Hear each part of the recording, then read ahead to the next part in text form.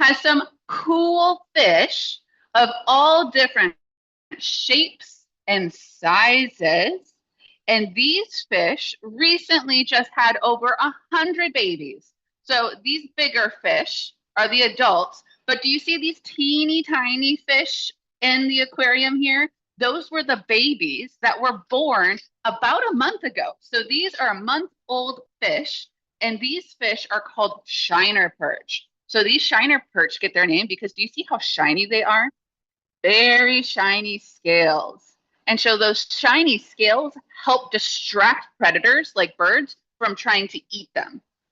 And so we've got some other fish in here that look just as shiny, but have different patterns on them. So our shiner perch right here have like a little bit of yellow, a few black lines on them, but hiding in all of the shininess are what we call striped perch, where they have darker yellow fins. And as they get older, these stripes down their body will turn blue. So you can see they kind of look similar to the shiner perch that are next to them, just not as shiny. But they still have the same body type, and that's why they're called a perch. And so we also have a third type of perch. So this one is shiny also, but you can see it has three big black lines down its body. These perch are called pile perch because pilings on the dock underwater have these big black stripes, and that's where they like to hide, is around the big logs that hold up the dock. So three types of perch in here. They all have kind of the same body type, but they have different colors and different markings on them. And we know that they're a fish because these spend their entire life in water and they've got a backbone. So if they've got a tail, you know they've got a backbone. However, these fish give live birth.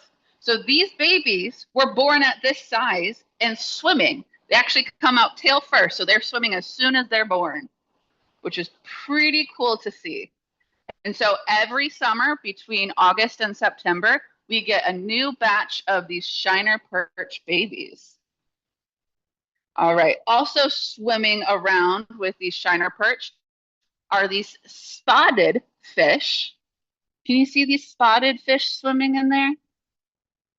They like to spend most of their time on the bottom, and they can use their fins for skipping on the bottom.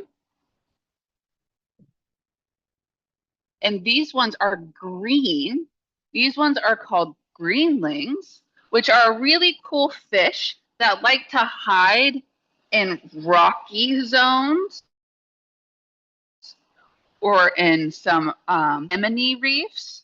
Because if you look at their spotted pattern, they're trying to pretend to be like those speckled rocks on the ground.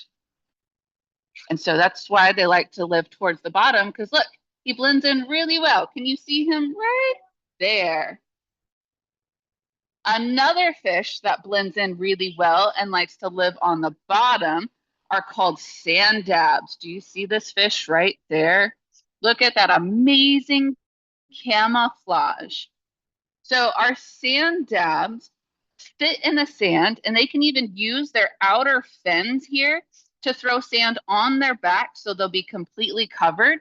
And the only way to find them is if they start to move. So you can see how well he camouflages in with all of that sand.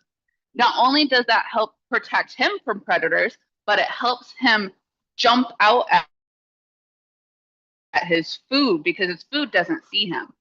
All right, we've got another animal in here that likes to lay on the bottom, but it has fake eyes on the back of it. So if you look at this cool creature, this is called a big skate. Right now, she's not too big. She's only about the size of my hand. But if you see they've got these two black spots on the back, those are what we call false eyes. They're trying to scare other animals that might eat her to think that it's staring at her. And so when that predator comes by, it thinks it's already been seen and it won't be able to eat that fish. So these false eyes really help this animal to blend in a little bit better, but also to scare off the predators. But those aren't its real eyes. The real eyes are towards the front of its head, right there. So when it's hunting or fishing, it has to swim along the bottom to find its food, and then it has to lay on top of its food to actually eat it because its mouth is on the bottom of its body. But this is also a fish because it lives its entire life in the water, and it's got this tail, so we know it's got a backbone. So I'm going to ask a question. We were just talking about all of these different types of fish, and today we're talking about starfish. Let's see if starfish are actually a fish. So here is what we called a mottled star. And so mottled stars have these patches all over their arms. This one has 5 arms. A few of our sea stars do have 6 arms here. I'll show you those in a little bit. But let's determine if a starfish is actually a fish or not. So do starfish live in the water their entire life? What do you think? Yes or no? What do you think? You can put it in the chat box or you can unmute yourself. What do you think? Do starfish live in the water their entire life?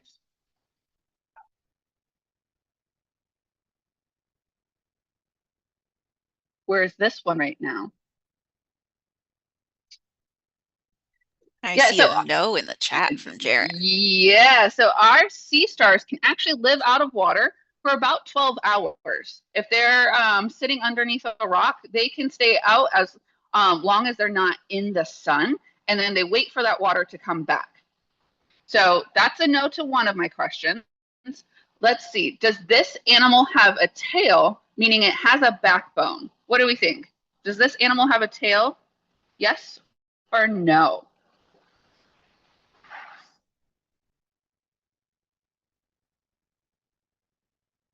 I'm seeing arms. Got lots of arms, but do we have a tail? No. Yes. So this doesn't have a tail and can live in out of water, so it doesn't spend its entire life in water. And so that means it's not a fish. Back in the day, we used to call everything that lived in the water fish, even seals and orcas, which we know those are now whales, and seals, we used to call fish. So we here at the Mass Center don't call our starfish because they're not technically a true fish. We call them sea stars. All right, let's go over here and check out some of the other cool creatures that are hiding in here, because we've got fish in here. If you spot a fish, remember, backbone with a tail, I want you to put in the chat box, I spy. See if you can find our fish in here. We have 5 of them. Do you see a fish inside this touch tank? Anyone really good at I Spy books?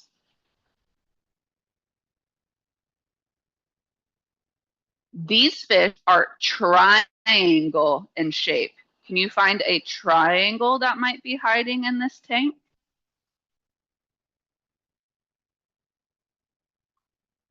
All right, I found one. So just like our other fish, these ones can bury themselves in the sand. So do you see this triangle? 1, 2, 3. We've got our 3 sides here to our triangle. And then if you look, you can see an eyeball sticking up out of the sand.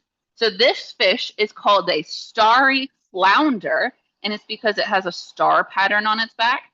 So I'm going to gently push this fish up out of the sand. We don't want to do this in the wild because our hands have germs on them. And so it can sometimes make them sick if we touch them. However, I'm trained, I've washed my hands, and so I'm going to pick up this fish. His name is Odin. Me and Odin are friends. There he goes. So that big fish was hiding underneath the sand. And so let's see if he'll bury himself back into the sand. But they will use these fins on the outside here, and they'll actually throw the sand onto their back. Yes, he's really big. He's bigger than my hand.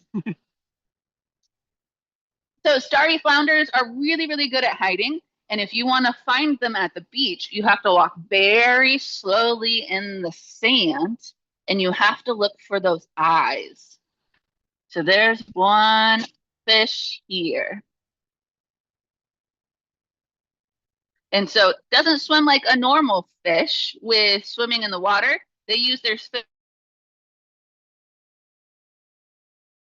fins for skipping. And there you go. He gave himself a duck. So now you can't see him.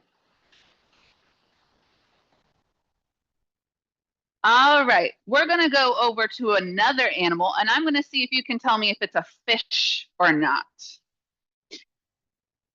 All right, look at these cool things. Most people will call them jellyfish. These are moon jellies. You can see they've got these amazing tentacles here that they use for grabbing food. And then if you look closely, it almost looks like they've got veins going into the center. Some of these are going to be the food channels. So they bring the food down and into their stomach.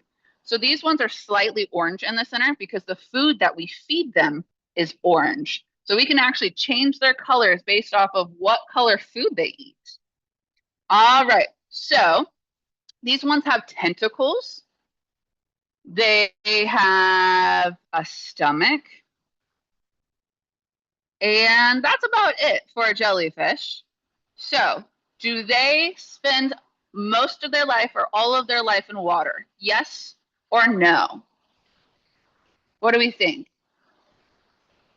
Jellies. Do they spend all of their life in water? Yes or no? Yes. Yes. Yes. Yes, they do. They have to be in water because their body is 95% water. So if they were out of the water, they would dry up and wouldn't be able to move. So they have to spend their entire life in water. Okay, so that's a yes. Let's see if they meet our second yes, which is, do these animals have a backbone, which gives them a tail? What do we think?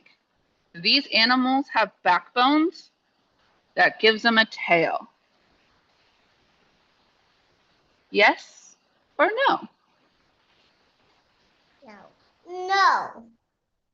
No. There we go. Good job. So these things right here might look like tails, but they're just longer tentacles. So jellyfish have no bones in their body. And so we have a yes to living in water their entire life, but a no to a tail. So that means that these jellyfish aren't actually fish. We here at the Mass Center Aquarium call them jellies because that's what they're made out of, just a bunch of jelly. Nice job. All right, I'm going to go over here to my favorite new animals at the Mass Center. Currently hiding in this little den. So there's the face. And then this long, slender body all the way to the back here is what we call our wolf eel. So this is Q. Q is about 2 feet long and is only a couple months old. And so what do we think wolf eel? Do we think it's a fish? So let's see.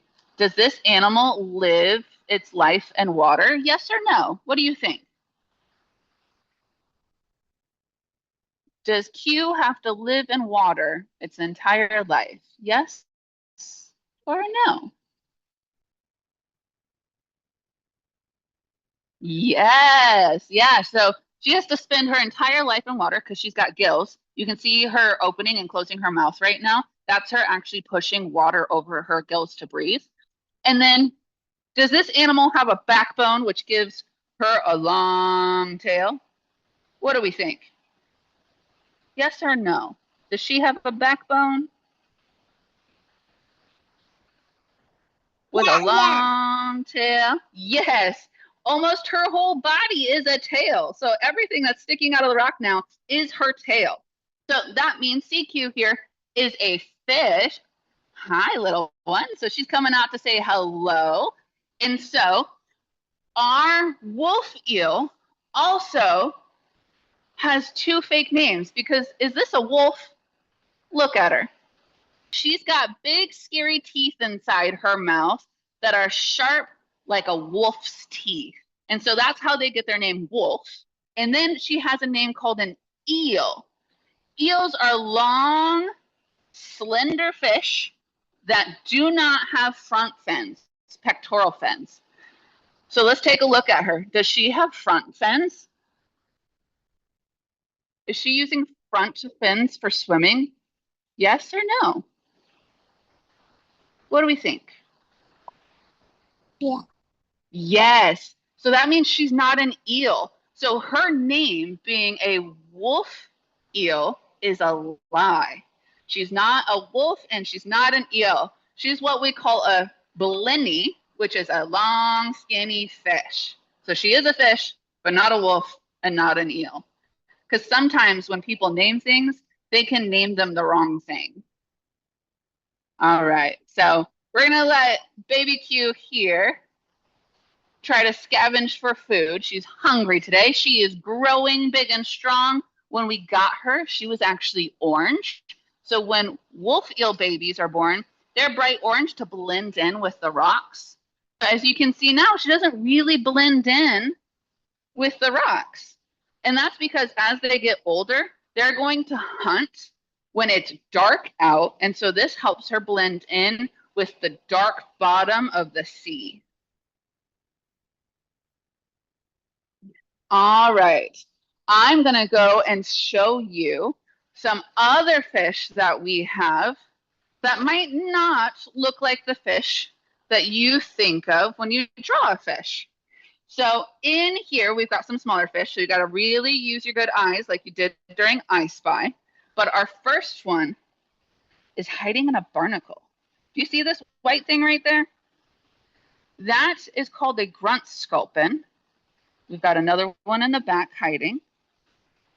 And they kind of look like a shell. They don't really look like a fish. And you can see this one's kind of hopping on the ground, doesn't swim like a fish. But they have a backbone and they spend their entire life in the water. So they are a fish. However, these ones are pretending to be giant barnacles because that's what helps them, one, to hide from their predators because they might think that's just a hard barnacle and they can't eat it. And two, if you look at this little fish right here, it can't really swim too well. It has to skip on the bottom. So it waits for its food to come to it and it jumps out and grabs the food really quick with its mouth. So by pretending to be a barnacle, yep, you can see I'm skipping right now. So they can't really swim too well. They just have to skip. This helps them be able to eat food because they can't chase it down. This is how they grab their prey, is they're going to use their very sticky fingers here to grab on, and then they're going to move that food, like a fish, to its mouth. So this is the mouth right here. And so if it can hold on to the fish, it'll bring it into the mouth and eat it. And whatever it can't eat, it'll spit right back out and crabs will eat it then. So you can see right over here, there's a crab called a kelp crab that's waiting for this one to give its leftovers. So not a fish, but sometimes eats fish.